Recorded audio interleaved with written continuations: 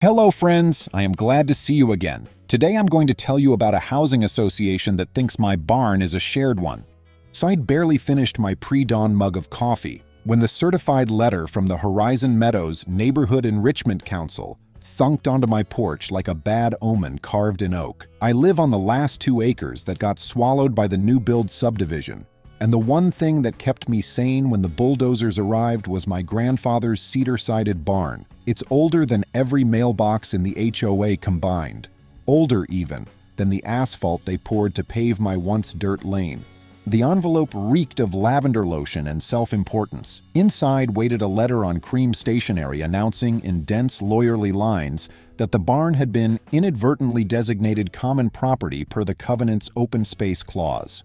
Translation: the HOA decided my barn was a shared amenity, like the toddler playground or the ornamental pond behind the clubhouse. To make their point, they demanded 2 full sets of keys for community safety, gave me 14 days to comply, and helpfully added a list of permitted usage hours for anyone who felt like storing patio furniture under my rafters. I read it 3 times, the blue steam from my coffee curling like a question mark, before phoning my buddy Caleb.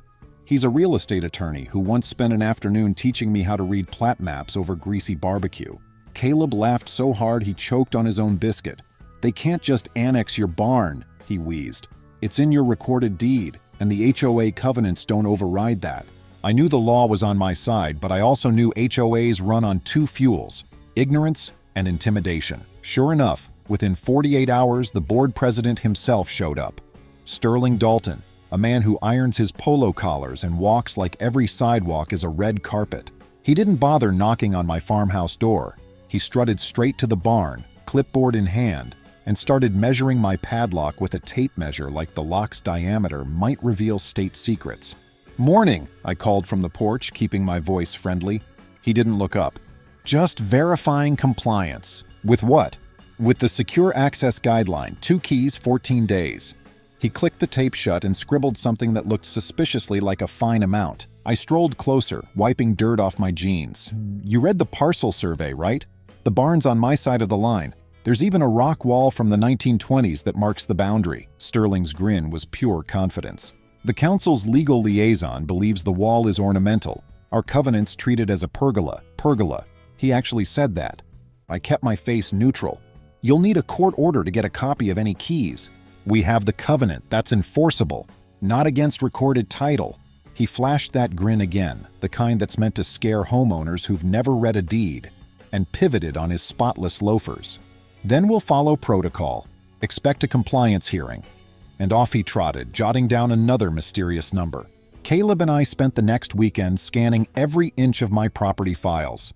We found the barn called out in 3 separate deeds: my great-grandparents from 1911, my grandparents' upgrade in 59, and the warranty deed I signed 6 years ago. The line was as solid as bedrock, but Sterling's crew wasn't slowing down. Flyers popped onto door handles across the subdivision warning of private structure blocking community access to designated green space. They accused the barn of creating a visual barrier to the walking trail, even though the trail curves 50 yards away. One evening, I drove home to see 2 HOA board members, Joel and Grant, trying to peer through the barn windows with their phone flashlights. Joel wore a fluorescent jogging suit that could guide aircraft at night. Grant held a clipboard identical to Sterling's. I parked my truck, stayed calm, and asked if they'd filed a trespass notice with the sheriff. Joel puffed like a kettle. "We're conducting an inspection." She emphasized inspection like it was spelled with capital letters and a trademark symbol. "Without the owner's consent?" Grant pointed to a photocopied page from the covenants.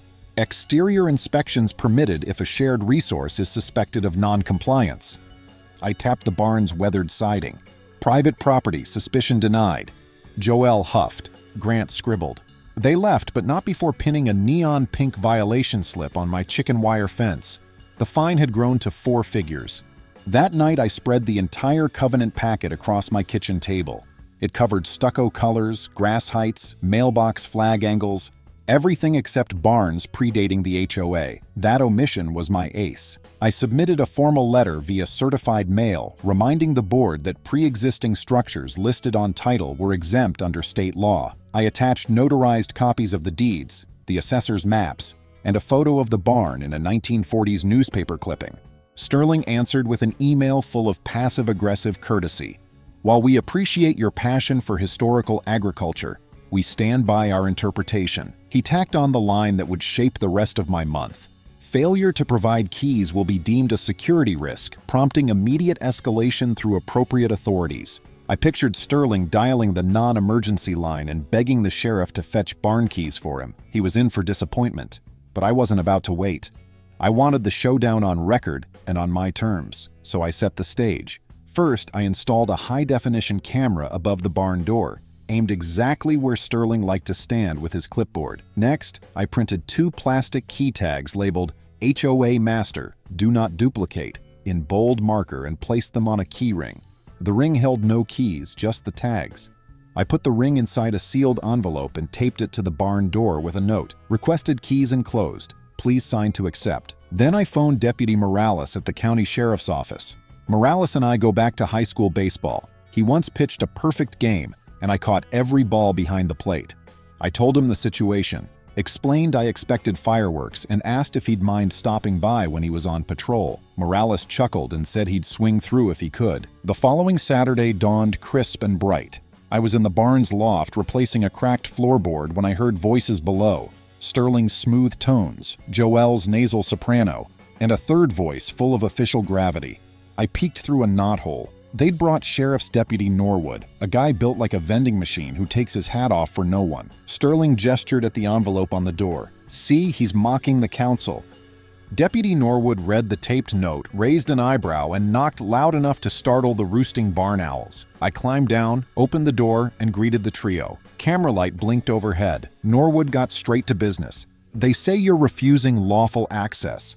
I handed him my packet of deeds and a fresh printout of the state statute highlighting pre-existing structures. Norwood leafed through, nodding slowly. Sterling tried to interject, but Norwood lifted a finger. You filed criminal complaint? He asked Sterling. Not yet, Sterling admitted. I expected voluntary compliance first. Norwood closed the packet. There's no crime, it's a civil matter. Sterling's cheeks tinted pink. Then I'm invoking the emergency safety clause. The barn is suspected of storing hazardous chemicals. I barked a short laugh. My biggest hazards are 2 antique tools and a jar of paint thinner, Norwood sighed. Unless you have probable cause. That's why we need the keys, Joelle blurted, waving a copy of the envelope tag photo she'd evidently printed from the security camera. Someone must have noticed the lens. Deputy Norwood looked at the tag picture, then at me. I smiled and took scissors from my pocket. With theatrical care, I snipped the tape, opened the envelope, and let the empty key ring jingle into my palm. Congratulations, here are your keys, Sterling sputtered. Joelle gasped. Even Norwood cracked a grin. Sterling's face hardened. You're obstructing HOA governance. I'm calling 911. Norwood cleared his throat. You're standing with a deputy, Mr. Dalton. Sterling nevertheless yanked out his phone, dialed, and proceeded to tell the dispatcher an uncooperative homeowner was jeopardizing public safety by concealing hazardous material. I watched Norwood's jaw lock tighter with every exaggeration.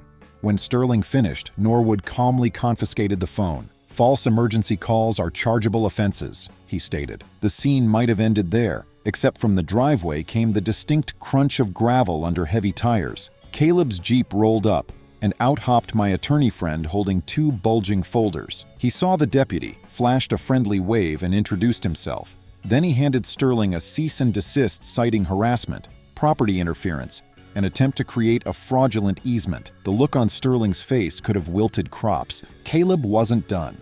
He pointed at my camera. We have recorded evidence of you trespassing and orchestrating a false emergency call. Deputy, my client would like to press charges if the harassment continues. Norwood folded his arms. Understood. Joelle started to speak, but he cut her off. Ma'am, you and Mr. Dalton should step away from the property line while I finish my report. Grant, lurking in the background, scribbled furiously on his clipboard.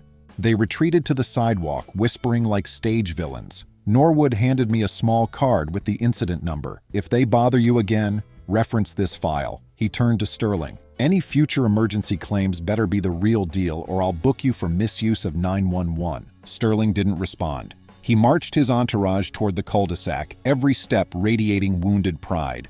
Caleb clapped me on the back. You want to escalate or wait? "I'll wait," I said, staring after Sterling. "He'll make the next move, and when he does, we'll be ready." I didn't have to wait long. 2 days later, a certified letter arrived. This one stamped Urgent Board Resolution. Inside was a notice that the HOA had scheduled a mandatory compliance hearing at the clubhouse for the coming Thursday. Failure to attend would result in default judgment, daily fines, and suspension of voting privileges. They handed me less than 72 hours notice, which violated their own bylaws requiring 5 business days. Caleb smiled when he saw it. Perfect. They just stepped in their own bear trap. We drafted a formal response citing the bylaw breach, rejected the meeting, and demanded they reschedule with proper notice. We sent it by email and certified mail again, time-stamped well before the end of business. Sterling ignored it. Thursday evening, while Caleb and I watched a ball game on TV, a minivan with the HOA logo pulled in front of my place. Joelle hopped out holding a thick envelope stamped Final Ruling. She set it on my welcome mat and drove off. The envelope declared me in violation and levied escalating fines starting at midnight. Caleb took pictures and shook his head. They just nullified their ruling by failing to obtain your presence legally. I added the envelope to my mounting dossier. And that's when I decided passive defense wasn't enough. It was time for a little strategic offense.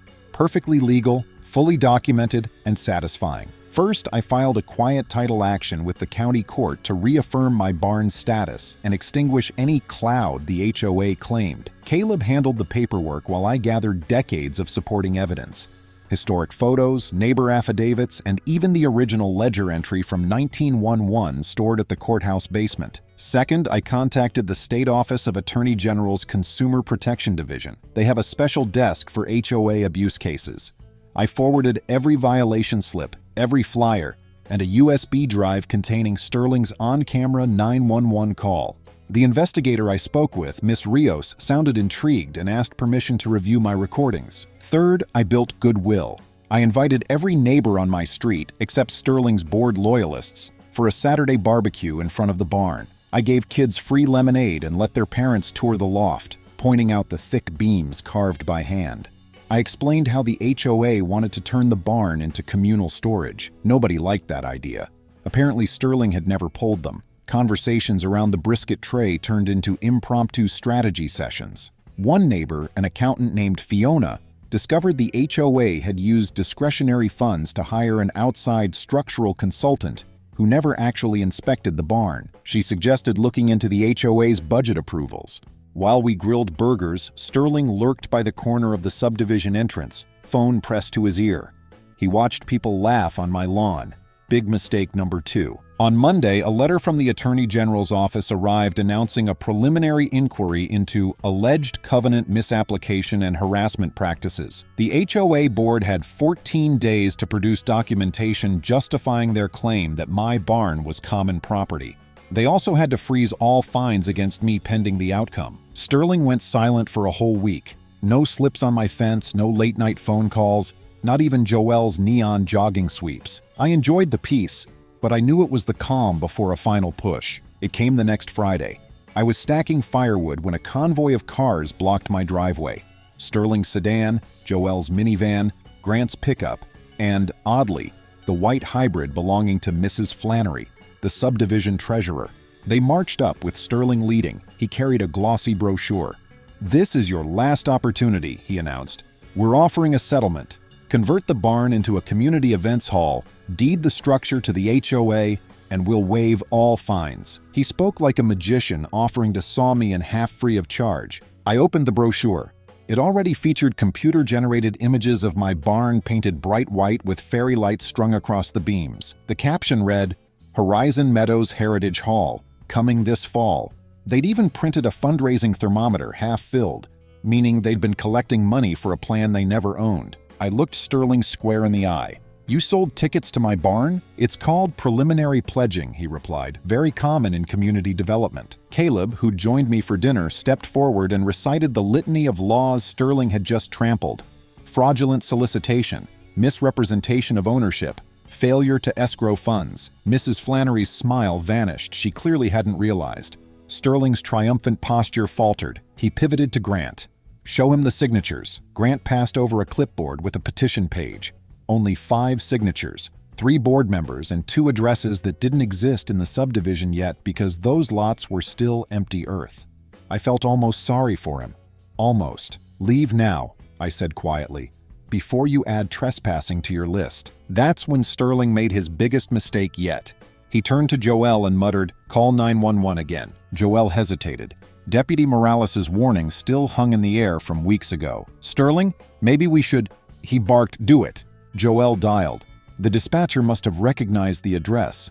I heard the tone shift even from several feet away. Joelle's explanations grew stammered. Eventually she ended the call and said, "They're sending someone." Sterling smirked like a Vegas gambler doubling down. 15 minutes later, who rolled up? Deputy Morales himself, lights off but clearly annoyed. He stepped from his cruiser and walked directly to Sterling. "You again? What's the emergency?" Sterling gestured at me. "Escalating property dispute threatening public safety." Morales scanned the scene. Me leaning on a woodpile, Caleb holding a folder, 4 HOA folks on my gravel drive. No flames, no weapons, no crowd. His patience snapped. "You filed a false emergency report last month, Mr. Dalton. I warned you any repeat would result in citation. Hands behind your back." Sterling's jaw unhinged. "You can't—" Morales cuffed him. Joel shrieked. Grant stepped backward into a pile of leaves. Mrs. Flannery's eyes filled with tears. Caleb recorded everything on his phone. Morales read Sterling his rights for misuse of 911 services and harassment. Sterling protested all the way into the cruiser. Joelle tried to follow, but Morales told her to return to private property unless you want matching bracelets. When the cruiser drove off, leaving swirling dust, Joelle and Grant looked like siblings caught TPing a neighbor's house. Mrs. Flannery cleared her throat and apologized on behalf of certain enthusiastic members before hustling to her hybrid. They left without another word. Caleb exhaled. "Think that's the climax?" "Not yet," I said, tapping the brochure still in my hand. "But it's getting close." The next week delivered the final domino. The HOA board, minus Sterling, now suspended pending his case, convened an emergency meeting. Word spread fast. Homeowners demanded answers about fraudulent fundraising. I attended with Caleb and a handful of supportive neighbors. Joelle tried to chair the meeting, but questions flew like angry bees. How much money had they collected? Where was it held? Did they check legal ownership first? Why hadn't they disclosed Sterling's citation? Mrs. Flannery opened the treasurer's report and stammered. The pledges were in cash, stored in an unregistered PayPal account Sterling controlled. The number was small, under $2,000, but the crowd's outrage loomed larger than any sum. A motion to remove Sterling from the board passed unanimously. Another motion voided all fines against me and canceled any claim to the barn. Joelle resigned on the spot. Grant refused to speak and simply walked out. 2 days later, the Attorney General's office closed its inquiry, noting corrective measures taken by HOA and confirmation of property rights held solely by the homeowner. They kept a file open on Sterling for possible fraud charges. Caleb filed to dismiss our quiet title action as moot, but the judge insisted on issuing an official order anyway, just to make the boundary crystal clear. Sterling? He took a plea for a misdemeanor misuse of 911 line, paid a fine, and agreed to attend a civic responsibility course. Rumor says he put his house on the market and moved to a development without an HOA. Joelle went silent. Grant sold his truck with the HOA stickers, and Mrs. Flannery instituted strict accounting protocols that require 2 signatures for any expenditure over $50. The barn still stands, keys secure in my pocket. Owls nesting peacefully in the rafters. Sometimes I sit on the porch at dusk, sipping coffee, and watch new neighbors walk by. They wave but never ask about accessing the barn. Word got around, and that, my friends, is how a cedar-sided relic outlasted a paperwork army. How a folder of old deeds trumped a stack of fresh covenants. And how one smug HOA president learned the hard way that dialing 911 as a power play can land you in the back of a patrol car. 3 quiet months drifted by after Sterling's dramatic exit, and if life were a tidy sitcom, that would have been the credits. But barns, like people, collect history in layers, and my cedar-sided grandparent deserved more than a cameo in one man's cautionary tale. As fall curled gold across the maples, I decided it was time to honor the building properly. No more just patching shingles and oiling hinges. I wanted a full restoration, something my granddad would have bragged about at the feed store. So I called Simone, a preservation architect who specializes in pre-depression farm structures. Simone arrived in denim coveralls, clutched a laser measure like it was a baton, and spent a full Saturday crawling over rafters while explaining tongue and groove joinery to me as if we were swapping barbecue recipes. By sundown, she declared, "This old gal qualifies for the State Heritage Register. Easy. Apply, and they'll pay 20% of the facelift." I felt the grin stretch my cheeks. Heritage status would add another barricade against future HOA shenanigans. Once a structure is on the register, any exterior change needs state approval. Sterling might have fled, but developers hadn't. A brand new company, Connolly Landworks, had just snagged the last vacant cul-de-sac lots. Their glossy flyers promised luxury micro-mansions and amenity synergy. Translation: bigger houses, smaller yards, HOA dues skyrocketing. The Monday after Simone's visit, I submitted my landmark application. The county clerk stamped it with a satisfying thunk, and I floated out feeling secure. But security never sticks around a subdivision for long. 2 weeks later, a burgundy SUV eased up my drive while I was splitting kindling. Out stepped a tall woman in an eggshell white blazer that cost more than my chainsaw. "You must be Jackson," she said, offering a card. "Valerie, Community Acquisition Liaison, Connolly Landworks." Her smile had the practiced warmth of a showroom fireplace. She wanted to buy the barn, or more accurately, the slice of property it sat on. Connolly would relocate it to a scenic corner green and compensate you above market rate. Picture your legacy preserved yet conveniently out of your maintenance budget. She actually winked as if outsourcing memories were a fun life hack. I declined before the wind flipped her business card. Valerie's smile thinned. "Think it over," she said, eyeing my cameras. "Neighborhood growth is inevitable. Best to work with momentum." Momentum, it turned out, carried nails. The next morning, 3 of my truck's tires were flat, punctured by roofing nails sprinkled across the gravel. I swept, patched, and filed an incident report online. No witnesses, no proof yet. A day later, my livestock gate lay off its hinges. Then someone stuffed a pink violation slip from the old HOA era in my mailbox, even though the board had rescinded every fine. These tricks felt amateur, but sabotage wearing khakis is still sabotage. I tightened the perimeter. Motion sensor floods, extra cameras tucked under eaves. And because paranoia enjoys companionship, Caleb dropped by evenings with his shepherd mix, Scout, who took guard duty as a personal calling. Meanwhile, Simone's team peeled back warped planks inside the north wall and discovered a hand-painted sign hidden between studs. Weston Feed and TAC S1911. Under layers of dust, the lettering shone sky blue. We snapped photos, and Simone gasped like a curator uncrating a lost Monet. "Display this at your hearing," she urged. "It screams historic significance." The hearing, set for late October in the county courthouse, would decide whether the barn joined the register. Normally, such hearings draw a sleepy handful of history buffs. Mine promised fireworks. Word leaked that Connolly Landworks planned to object, insisting the barn inhibits planned communal space expansion. HOA drama part 2, now with corporate funding. I prepped anyway. Gathered affidavits from neighbors who'd attended my barbecue, scanned Granddad's ledger entries, printed Sterling's old flyers as evidence of attempted misappropriation, proof that the structure's integrity had survived threats and still anchored community identity. On hearing day, the oak-paneled chamber filled beyond capacity. Cameras from the local news took front-row seats. They smelled a classic man versus developers story. Valerie glided in flanked by 2 suits lugging poster boards mapped with pastel cul-de-sacs.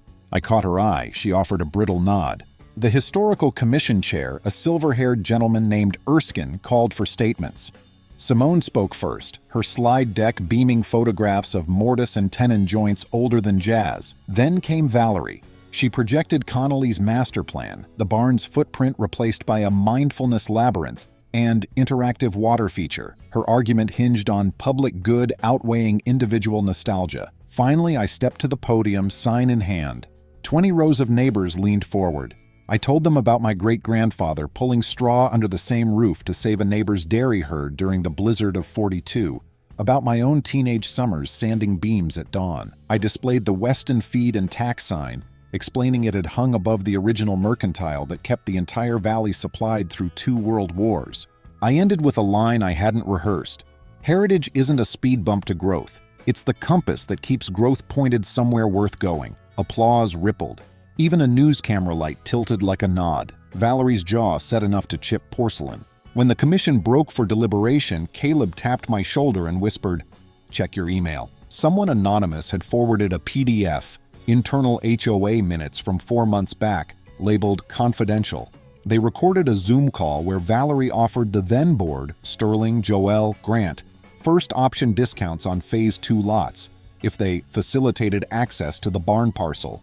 Classic quid pro quo. The file metadata listed the author as Grant.notes. Grant, apparently wrestling guilt, had leaked his own minutes. Deliberations ended in under 15 minutes, a blink in bureaucratic time. Chairman Erskine returned, cleared his throat, and granted full historic designation. The barn now wore legal armor no HOA or developer could dent without a court order. Valerie rose, muttered something inaudible, and swept out, leaving her poster boards abandoned. The suits scrambled after her. A reporter cornered me, asking for a quote. I offered, "Good fences make good neighbors, but honest deeds make better ones." Caleb groaned at the dad-level wit, yet the reporter scribbled with delight. Connolly Landworks didn't sulk in silence. The following Monday, a cease and desist letter arrived claiming my false statements at the hearing cost them significant shareholder value. They demanded a retraction and threatened a defamation suit. Caleb laughed so hard he nearly inhaled his coffee stirrer. Truth, we reminded them, is an absolute defense. We responded by attaching the leaked HOA minutes, labeling them Exhibit A should litigation proceed. We copied Ms. Rios at the Attorney General's office. 3 days later, Connolly's lawyer sent a one-line reply. We consider this matter concluded. But somebody in Valerie's orbit still thirsted for payback. Near midnight, the first frost, Scout erupted in furious barking. The barn's motion sensor strobed, painting shadows across the pasture. I grabbed a flashlight and sprinted outside. Someone was behind the barn dragging a red gas can, spark lighter in the other hand. The beam caught his face. Grant, clipboard Grant, ex-board member. He froze like a raccoon, then bolted. I shouted. Scout gave chase, but Grant veered through a drainage ditch and vanished into backlot darkness. He dropped the gas can, sloshing fumes across dead grass. We dialed Deputy Morales, who arrived inside 10 minutes and took my statement. The cameras nailed Grant's face, the can, everything. Morales radioed patrol units. Grant was picked up an hour later, limping near the undeveloped lots. Charges: attempted arson, trespass, possession of accelerant. Caleb predicted he'd plea down, but even a misdemeanor arson attempt carries community service, fines, and a record that stains job prospects like grape juice on linen. Grant's fall from clipboard hero to perp walk was complete. I spent the next morning scrubbing the gas sheen from the grass, angry and relieved in equal measure. Simone swung by with pastries for trauma carbs, and we replaced the barn's old brass padlock with a beefy steel clasp, a symbolic upgrade. Winter settled in. Snow softened the subdivision's edges. Holiday lights blinked through frosted windows. One evening I opened mail to find a handwritten card from Mrs. Flannery, now acting HOA president by default after mass resignations. She apologized for past harms and, in an unexpected twist, asked if I'd consider hosting a neighborhood craft fair in the barn loft come spring. We'll abide by your rules, cover insurance, and donate proceeds to the county food bank. I stared at the card. My instinct twitched. Was this another wedge? But sometimes victory means deciding what peace looks like, not just what battle you'll fight. I drafted conditions. The barn remained private property. All set up and clean up under my supervision. No HOA signage, no mandatory entry fees. Mrs. Flannery agreed in writing. Caleb examined the agreement, nodded, and said, "Look at you, turning the Dragon's Lair into a bake sale venue." Spring arrived like a promise kept. On the first Saturday of May, the barn smelled of lemon oil and cinnamon as neighbors strung bunting between beams Simone had lovingly refinished. Kids sold hand-painted birdhouses, retirees hawked quilted potholders, and a bluegrass duo played on the hayloft landing. We raised just over $3,000 for the food bank. More than that, we raised a sense of togetherness that didn't rely on fines or threats. Valerie made a brief appearance, arm in arm with a Connolly executive. They strolled the aisle, wallets unseen, then slipped out before buying so much as a scented candle. Their exit felt like a chapter closing. Grant, prohibited from contact by court order, served 100 hours cleaning road litter along the highway, visible pennants in an orange vest. Joelle moved in with her sister out of state for a fresh start. Sterling's house, still on the market, sprouted weeds nobody bothered to trim. Prospective buyers kept asking why the former HOA president had been arrested. Realtors hated answering. His listing price dropped monthly. And me?